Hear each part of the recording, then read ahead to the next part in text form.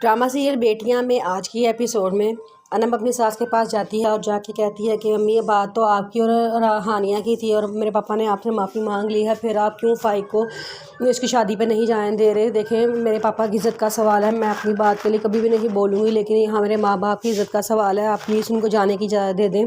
जिस पर उसकी सास कहती हैं कि ओहो, तुम्हारे भी बड़े पार ले गए हैं, तुम्हें भी बहुत बोलना आ गया है, अब तो मेरे आगे ज़बान चलाओगी। वो कहती है ज़बान नहीं चला रही अम्मी, मैं आपसे इजाज़त लेना चाह रही हूँ कि मैं फ़ाइक को मैं ऐसा शादी पे जाने थे। सब मुझसे सवाल करेंगे कि फ़ाइक क्यों नहीं आया, मैं क्या जवाब दूँगी। तो वो कहती हैं हाँ अच्छी बात है ना, सब तुमसे सवाल करें और तुम्हारे पास कोई जवाब ना हो, तुम लोगों की यही इज़्ज़त है, यही औकात है तुम लोगों की।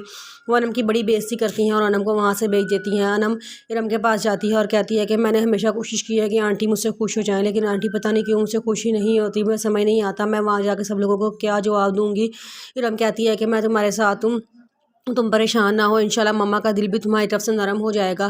फिर अनम अपने कमरे की सफाई कर रही होती है तो इरम उसके पास आती है और कहती है कि तुम अभी तक तैयार नहीं हुई, तुमने अपनी बहन की शादी पे नहीं जाना।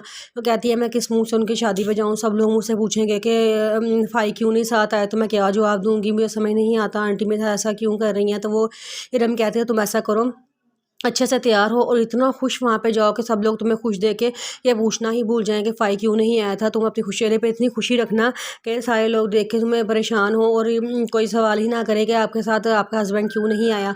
अनम कहती है कि चलो ठीक है मैं तैयार हो जाती हूँ। फिर अनम बहुत प्यारा तैयार होती है और वहाँ जाने के लिए तैयार हो जाती है। फ़िज़ा को जब दानिश लेने के लिए आता है तो फ़िज़ा उसके साथ घर वापस जा रही होती है तो वो दानिश को देखी जा रही होती है। दानिश कहता है कि इतने प्यार से क्या मेरी तरफ देख रही हो। तो वो कहती है कि मुझे आज आप पे बहुत प्यार आ रहा है, आज आपने बहुत अच्छा किया मेरे लिए, मैं कभी सोच भी नहीं सकती थी कि मेरा हस्बैंड मेरे लिए इतना अच्छा करेगा। जिस पे वो कहता है कि अच्छा इतने प्यार से मुझे मत देखो, ऐसा ना हो कि मैं मगरूरा हो जाऊँ।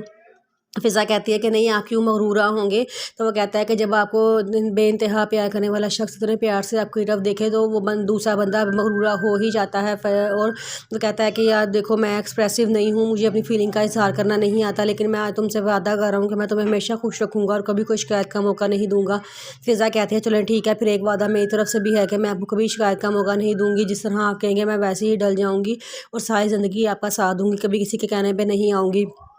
दानिश कहता है हाँ यही बात है बेहतरीन रिश्ते की कुंजी होती है। वो तो फ़िज़ा कहती है हाँ, तो दोनों खुश हो जाते हैं और फिर अपने घर चले जाते हैं। फिर जब अनम हानिया की शादी पे पहुंचती है तो हानिया देखती है, कहती है कि आज तुमने फिर इतनी देर लगा दी है, मेरा इतना अहम मौका था और तुम अब आ रही हो।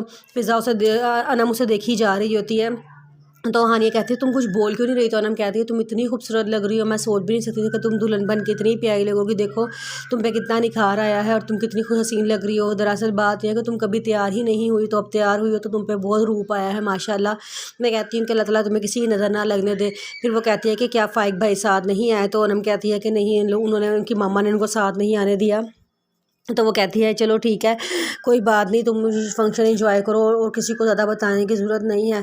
अनम कहती है ठीक है। फिर हानिया की शादी हो जाती है और हानिया रुखसत होकर अपने घर चली जाती है।